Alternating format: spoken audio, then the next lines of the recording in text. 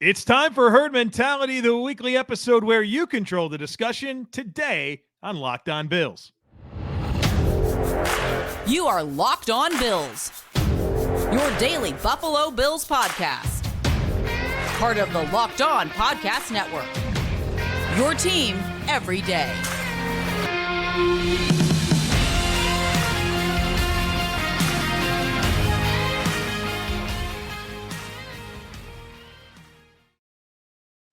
What's up, Bills Mafia? It's Joe Marino, author of Go Bills and Buffalo's Run, also the co-host of the Locked On NFL Scouting podcast, and I'm your host of Locked On Bills. Want to thank you for making Locked On Bills your first listen every day, and a big welcome and shout out to our everydayers. You know who you are. Those of you who never miss a single episode, I appreciate y'all being here very, very much. I'd also like to invite you to subscribe or follow for free on YouTube or wherever you listen to podcasts. We're part of the Locked On Podcast Network, your team every day. This episode is brought to you by FanDuel Sportsbook, official sportsbook of the NFL. Make every moment more. Visit FanDuel.com/LockedOn today to get started. All right, folks, it is time for Herd Mentality. I know that we finished last week with Herd Mentality, but like I mentioned, we got a lot to get to. There's been quite a few questions and comments and things to get into through the different emails and DMs and subtexts that I've received. And so I want to start the week with Herd Mentality because after today, we're going to focus in on mandatory OTAs, which start on Tuesday. So tomorrow, I'm going to spend a lot of time talking about what to look for during the mandatory OTAs. Then we're going to have mandatory OTAs to reflect on the rest of the week. And so we had to get Herd Mentality in today, so let's do it. The first one comes from Mike. Mike says, for Herd Mentality, do you think you can talk about what happened with Ken Dorsey last year and what you project for this year? After those first two games, I was really excited. It looked like he wanted to move Diggs around and get him the ball early and often, including from the slot. Then all that creativity and energy seemed to vanish. What happened? Do you think Dorsey became more timid? Did he have to simplify things for newer or injured players? His play calling just seemed to get really vanilla. What are your thoughts and expectations for this year? So let's have a little conversation about the Bills' 2022 offense and what happened. And I think that there's a lot of layers that are significant here. And it's not that there's any one layer that is the quick, easy answer, but I do have a number of things written down that I think contributed to the Bills' offense kind of falling off the rails last season. Now, let's first start by acknowledging that the Bills' offense in 2022 was statistically elite. It was at the top or near the top in just about any imaginable way that you want to measure offense. But the reality is that it did look harder. It did lose some synchronization. It didn't look very cohesive right down the stretch, especially. I would agree with that. And so that's an issue, especially when Josh Allen's your quarterback. And so these are the contributing factors that I would point to in response to, well, what happened with the Bills offense last year? Again, a lot of different layers, and I'll start with one right here. The Bills signed O.J. Howard to a contract, expecting him to be the tight end 2 and to be able to incorporate 12 personnel and do all the things that we're really excited right now about the Bills doing with Dalton Kincaid and Dawson Knox. That layer didn't work out. O.J. Howard proved not to be rosterable. They had to move on, and they didn't have that layer to the offense that they were anticipating. Number 2, the slot. Moving on from Cole Beasley and then leaning into Isaiah McKenzie, which didn't work out, but also Jamison Crowder. I think Jamison Crowder was the player from the slot that could have provided close to what they were missing in not having that Cole Beasley type player. Well, the dude got injured, a couple weeks into the season, and they didn't have that element. And so whether it was Isaiah McKenzie continuing to be Isaiah McKenzie or Jamison Crowder being injured or bringing in Cole Beasley late and realizing that Cole Beasley late in the season that as an addition is not the same as having him throughout the entire offseason while installing a new offense, you didn't have that slot layer that you anticipated. The next thing is, how about Zach Moss? That was your RB2. You thought Zach Moss was going to complement Devin Singletary, and we found out early that, you know what, it just ain't going to happen with Zach Moss. So they had to move on from the player they anticipated to probably be a guy that touched the football 125 to 150 times. So 3 things right there that you were counting on being staples of your offense, whether it was the tight end 2, the slot player, or the RB2, those things didn't work out. Then you went into the year with an idea that your run game was going to be a wide zone offense. You wanted it to be this wide zone rushing offense. Didn't work out. And so you have this gradual shift back to a gap style scheme. But again, another piece of your offense that you anticipated being the path that you would be on, it didn't happen. Oh, by the way, your right tackle, Spencer Brown, was injured up until the start of week 1 and never really found himself. Your left guard was an absolute disaster in Roger Saffold, and you anticipated him at least providing a floor that was acceptable guard play in the NFL, but he was terrible all season long. Oh, by the way, it's your first season as an offensive coordinator, Ken Dorsey. I hope you can figure all that out. Not to mention the overall lack of continuity with the offensive staff. We know that Brian Daboll's gone, new play caller, new coordinator, and Ken Dorsey. You also lost your quarterbacks coach in Shea Tierney. You replace him with Joe Brady. You lose your offensive line coach in Bobby Johnson. You replace him with Aaron Cromer. And I think that those are all upgrades at quarterbacks coach and offensive line coach, but it's still a new staff, and those are key players in your offensive staff. I would say that your 3 most important coaches on offense are, of course, the coordinator, the O-line coach, and the quarterbacks coach, and you turned over all 3 of them. Oh, by the way, Josh Allen suffered a significant injury to his throwing elbow during week 9. So what happened to the Bills offense in 2022? All of that happened. And so I think that's why it came unraveled a little bit down the stretch there, and it wasn't as efficient as we wanted it to be, while despite it was still statistically outstanding. Next one here comes from Vin. Vin says, Joe, during the Bean McDermott era, the first-round picks play, except for Kaiir Elam. I was under the impression that he finished the 2022 season strong and making some key plays in the playoffs as well. Recently, Joe Buscaglia posted an article listing Kaiir Elam as a potential trade piece. This doesn't excite me. We are not inside the building, and I get that. However, I feel that he will be needed matching up against some of the receiving duos the Bills will face, like Chase and Higgins, Hill and Waddle, A.J. Brown and Devonta Smith, and others. What are your thoughts? All right, so let's talk about this, and we'll get into it more probably throughout the course of the week, because this is one of the biggest things that I'm interested in learning about during these mandatory OTAs is what's the deal with Kaiir Elam. First-round pick. I thought when he was on the field last year, I thought he played really well, especially for a rookie, all things considered, and I'm generally excited about him as the Bills CB2. However, whether it was last year or even the OTA reports that we're getting to this point, it really does feel like there is a competition, a 3-way competition between Kaiir Elam, Christian Benford, and Dane Jackson to be the CB2 opposite of Tre'Davious White. It really feels like it's absolutely a thing. And I get it. Like, your first-round pick, you don't want him being beaten out by a 6th-round pick and a 7th-round pick. But that's a possibility.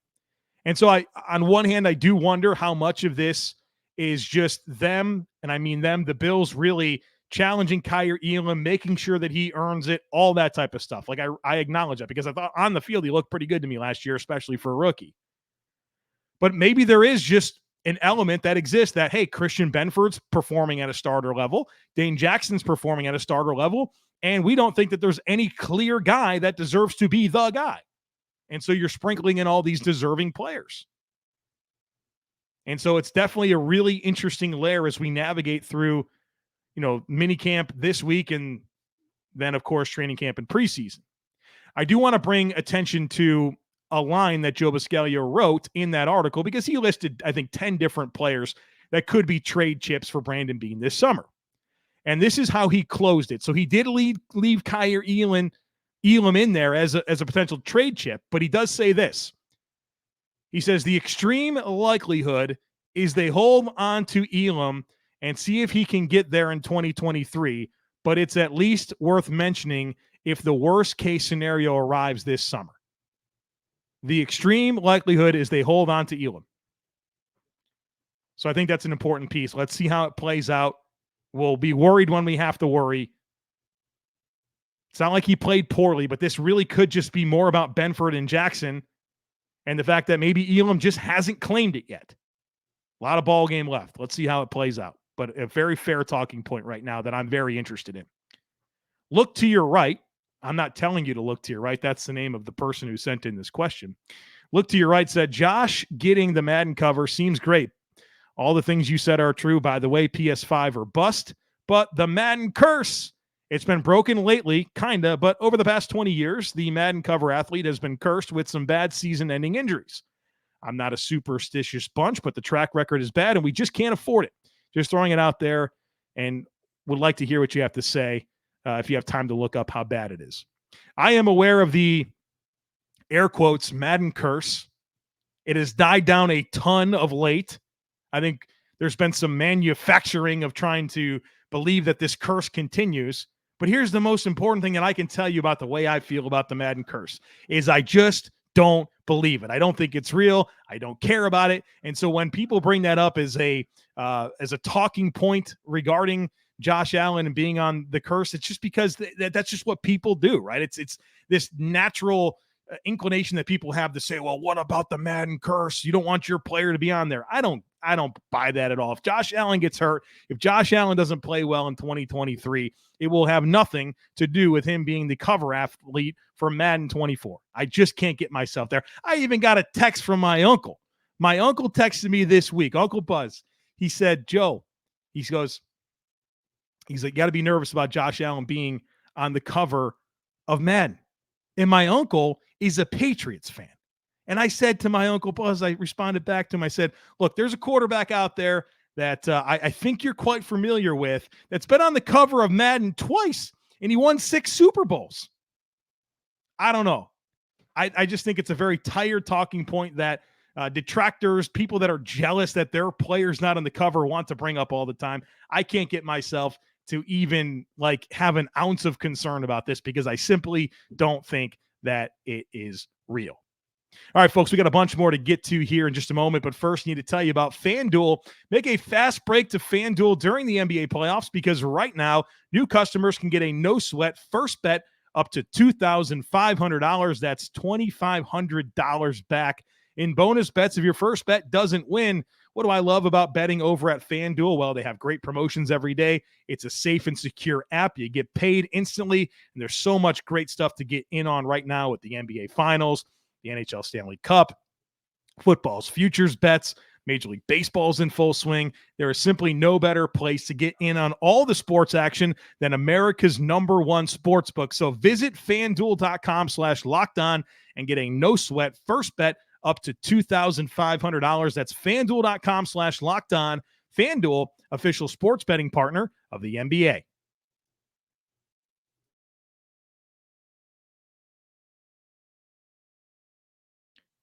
All right, the next one today comes from Mike, and this series of questions here is going to be a lot of stuff that has to deal with kickoffs and Nyheim Hines. And so we had a high concentration of questions about those things, and I kind of packaged them together here right in the middle. Mike says, concerning the new kickoff rule, if the NFL made this a permanent rule change, could it actually benefit teams like the Bills, who are devoting quite a bit of cap dollars and roster spots to guys whose primary job is covering kickoffs? Would those be cap dollars and roster spots that could be given to more impactful offensive or defensive players? I would say maybe to this. I'm interested in seeing how this plays out in 2023. Will the Bills truly shift? Are they going to concede the 25-yard line like they haven't in the past? Are they going to embrace squib kicks? Are they still going to dare teams to call that fair catch and still field it inside the 3-yard line? Will the Bills themselves embrace returning the football and say, hey, look, if you're not going to care about covering kicks, well, we're going to challenge that because we're going to put Deontay Hardy and Nyheim Hines back there, 2 outstanding return guys, and make you try to do something that allegedly you're not going to care about. Will they force the action like that? And so I'm really interested in seeing how this plays out. And let's not forget that you still got to cover punts and you got to return punts. And so there's still that dynamic that you have to be good at. And I don't know if the Bills are going to concede that either. So is there a possibility that this could lead to some reallocation of resources and then potentially improve your football team offensively and defensively? Maybe. But I am really interested in seeing how this all plays out and how teams, especially the Bills, adjust or don't adjust based on the rule change. Simon says, I heard you say, Simon says, how about that? Caught myself right there, but it is Simon. And Simon wrote in and said, I heard you say that Brandon Beane dislikes the new kickoff rule, which makes sense considering how much the Bills invest on special teams. On this subject, the Bills have something like $5 million wrapped up in Nyheim Hines, who has essentially lost half his special teams role. Punt return, now only kick return, is essentially meaningless. With Hardy on the roster, who could pick up the punt return duty, is it possible that the Bills restructure, trade, or even cut Hines to create cap space? I would say maybe here. Although I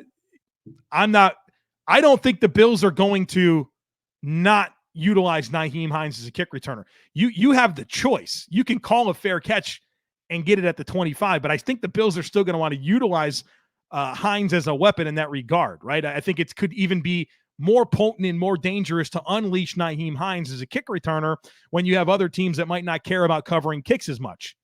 You can still return the football. Like, let's not forget that. And so I think that's an important layer to it. But look, Nyheim Hines' contract is something to be mindful of. But I don't know that they're going to release him. If they're going to move on from Nyheim Hines, which, again, I don't know that they're going to, I think it comes through a trade. Because if the Bills trade Nyheim Hines, they get $3 million in cap savings and then $500,000 in dead cap this year and next. So there's some benefit there. If they release him, it's not great. They get $2 million in savings, but $1.5 million in dead cap this year and $500K next year in dead cap. And so if they move on from Hines, I would expect it to be a trade. But predictively, I'm not sure I can get there. I think the Bills are going to want that receiving skill set out of the backfield, the speed. I think there's a piece for him in this offense, even though I don't know there's going to be a ton, but also the return game as a punt returner and a kick returner. I think that there's enough value there for the Bills to continue on, and I just would not anticipate the end result being here a release. If they move on, I do expect it to be a trade because there's a notable difference in how that benefits the Bills, but I think ultimately they're going to want to continue with Nyheim Hines. Ryan says, did Josh Allen's UCL injury and the way it affected his short passing game put a damper on the acclimation of Hines and Cook into the Bills' passing game? Can we expect that to change, and will Hines and Cook see their involvement in the passing offense grow this coming season? Yeah, Ryan, I think that's part of it for sure. We know that the UCL injury had an effect on the short passing game, the types of arm slots and angles and velocity and torque to slot those shorter throws. You know, the statistics, the data, it's all very, very obvious pre and post UCL injury, the way that Josh Allen threw the football. I think that in addition to Josh Allen not practicing, right? And the team not having a lot of practice time kind of right there when they got Nyheim Hines, whether it was Josh Allen not being able to throw during practice because of the injury or just the travel dynamics that complicated things. I think that all hurt Nyheim Hines and his ability to step into the offense. Also, let's not forget that James Cook really emerged, right? He got better and better throughout the course of the season. And so you're probably not that eager to take away from James Cook's development and opportunity in the offense for it to go to Nyheim Hines, who was providing meaningful contributions to you as a kick returner and as a punt returner. And so I think all of that layered together impacted Nyheim Hines and his entrance into the football team midseason. Now, as for how this can evolve in 2023, yes, I think that throwing the football to those guys should be a big thing, especially James Cook. Like I talked about at the end of last week, my favorite idea for this Bills offense is 12 personnel, Knox and Kincaid on the field with Davis, with Diggs, with James Cook. And you can go from a run look with two tight ends on the field to motioning to empty. And if you're a defense and that offense goes empty and you have to deal with Cook, Kincaid, Knox, Davis, and Diggs, you cannot be right. You cannot be right. There will be mismatches for the Bills to take advantage of, and I think that's the best way that they can dictate terms. And so I would absolutely be very interested, if I'm Ken Dorsey, in tapping into that receiving potential that exists, especially with James Cook, but also for Nyheim Hines. Next one here comes from Chase. Chase has a question. He said, what distinguished Leonard Floyd from the other available vet defensive ends in your opinion? You mentioned that he was your top option of those available, so wondering what your process here was. Appreciate that, Chase. That's a good question. And I said that before the Bills signed Leonard Floyd, so it's nice to have that receipt. But there was this group of veteran defensive ends, right? Leonard Floyd, Frank Clark, who's now signed with the Denver Broncos, Robert Quinn, Yannick Ngakoue, Melvin Ingram, Justin Houston, Carlos Dunlap. What I think really distinguished Leonard Floyd from that group is a number of things. Number one, it's his skill set. I wanted the Bills to get another bendy, bursty pass rusher that wasn't necessarily a compression style player, right? I thought this was the skill set that they needed because there's not as much of a shift. Like if Von Miller's not available at the start of the season, you can preserve those elements that you have with Von Miller by inserting Leonard Floyd because stylistically they have similarities. And I think that they needed to have another player with bend and burst to complement more of the power and compression style runner. So that made Leonard Floyd very attractive to me. The versatility, right? He's a guy that can rush, he can set edges, he can drop in coverage. I think his versatility in this group is unmatched, and it's not close. It's not close at all. He's the only one that I think can give you true versatility in all three compartments. He's been productive, right? I think his production over the last 3 years trumps any one of these players in this group of veteran edge players that have been available, and he's been healthy. And he's relatively young compared to this group. There's some guys here that are in their mid to late 30s, and Leonard Floyd's in his early 30s. So I just thought all of that together made him the absolute clear best choice for the Bills to sign at edge, and I'm very happy that he's the one that they ultimately signed. All right, we got a bunch more good stuff to get to here in just a moment. Stick with me. Just need a quick break.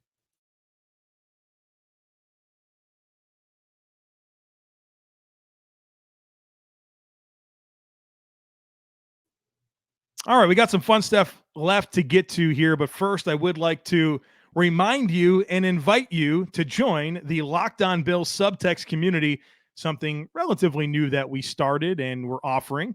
There's a link in today's show notes if you want to join. So if you're on YouTube or wherever you listen to this podcast, check out the show notes. You'll see a link to join the Locked On Bills subtext community. Here's what you get. My favorite part is the one-on-one text conversations. So you have the opportunity to save me in your phone, send me text messages. I respond, go back and forth, talk Bills football, get to know you guys better. That is undoubtedly my favorite part. You also get herd mentality priority. So all the subtext subscribers that send in herd mentality questions, they get them answered on the podcast. We'll have some exclusive content. You get regular Bills thoughts from me through text messages that I'll send out. You get my first reaction to all Bills news. So when they do something, they sign Cam Dantzler, they extend Ed Oliver, they sign Leonard Floyd. My first thought has gone to the subtext subscribers. We've done some giveaways. So a lot of fun stuff there with the Locked On Bills subtext community. Check it out. A link in today's show notes for you to join. Also, again, nothing changes with the normal delivery of the podcast. It's just an extra layer of engagement for anybody who might want it. All right, let's get going here. We got a few more to get to. The next one here is from Mayhall, who says, you've talked about how defensive tackle is emerging as a premium position these days, or at least how Bean is treating it as one. Overall, what positions do you see emerging as premium positions in the next few years? Which positions do you see declining in importance? One of my favorite ways to look at premium positions is like this. The good players are the premium. Like we could talk about the value of certain positions and the importance of them, but ultimately the good players are the premium. So just first and foremost, I think that's an important piece for us to acknowledge as we talk premium positions. But as for a couple of position groups that I think are becoming more important, I would say linebacker and tight end.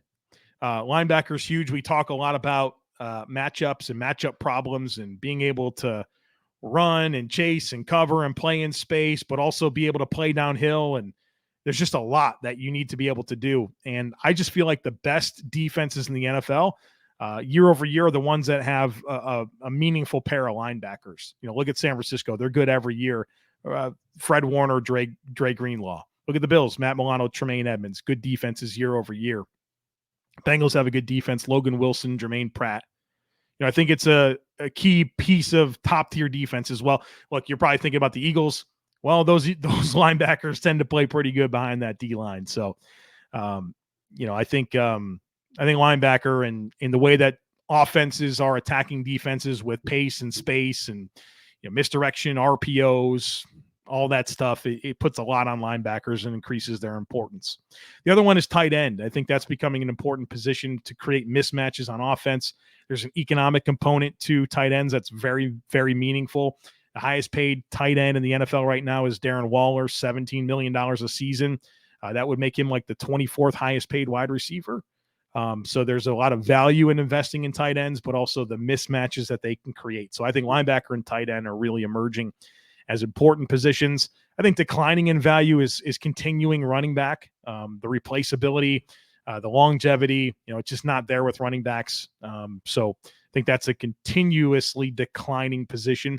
Also, I'd say like X receiver, like the big bodied, physical, 220-pound receiver, possession style leverage winners. I think those types of guys are not as important. Like in the past, teams wanted that 6'3", 215-pound wide receiver. That's an X receiver. And I just feel like that's not as important anymore. Not with the way the game is officiated.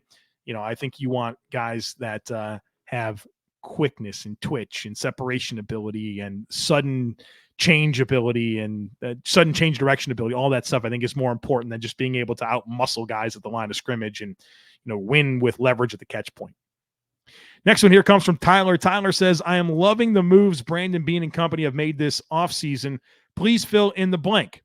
This is the best Buffalo Bills roster on paper since. My answer is 2022.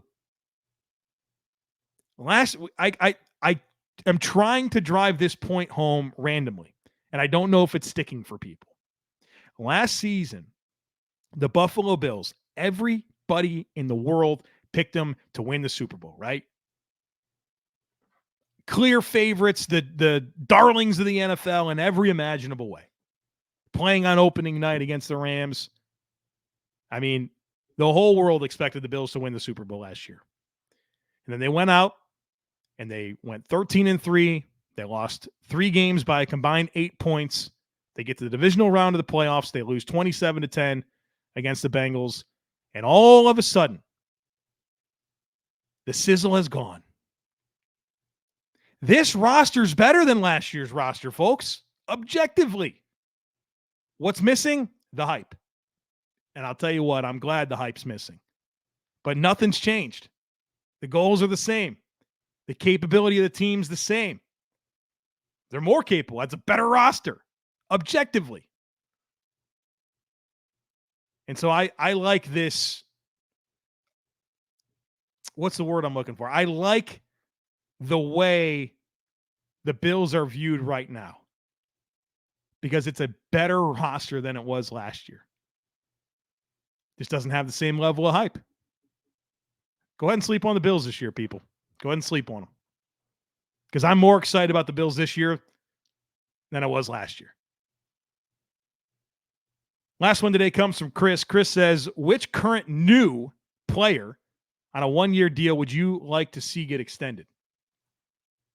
All right, so I'm going to answer this as of today. I immediately go to 3 players as options. Poona Ford, Leonard Floyd, and Taylor Rapp. Those are the 3 players that I immediately gravitate towards.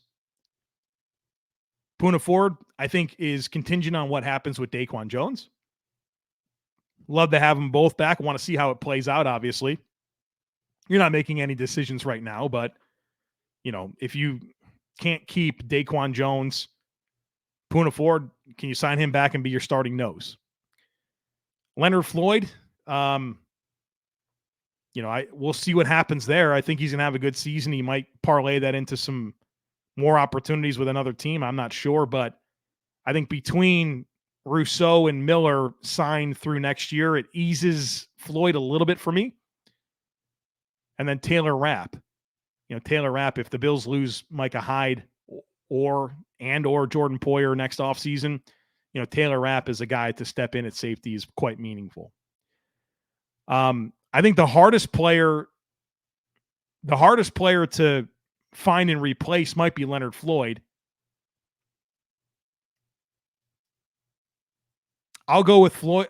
Oh boy. Is it Rapp or Floyd? I can't pick an A-gap defender. I think that's easy to find. It should be easy to find. should be easy to find a safety. Leonard Floyd's the answer. That's the guy that I hope has a great season and the Bills bring back. And that way, your top 3 edge rushers in 2024 are Miller, Rousseau, and Floyd. And I think that's a group you can go to war with and be happy with it. All right, folks, there you have it.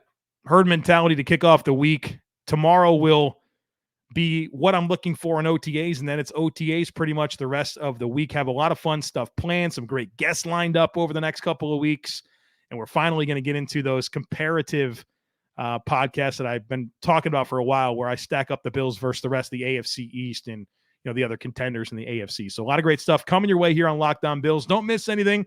Make sure you're subscribed. Would love it if you took a second to rate, review, and share the podcast.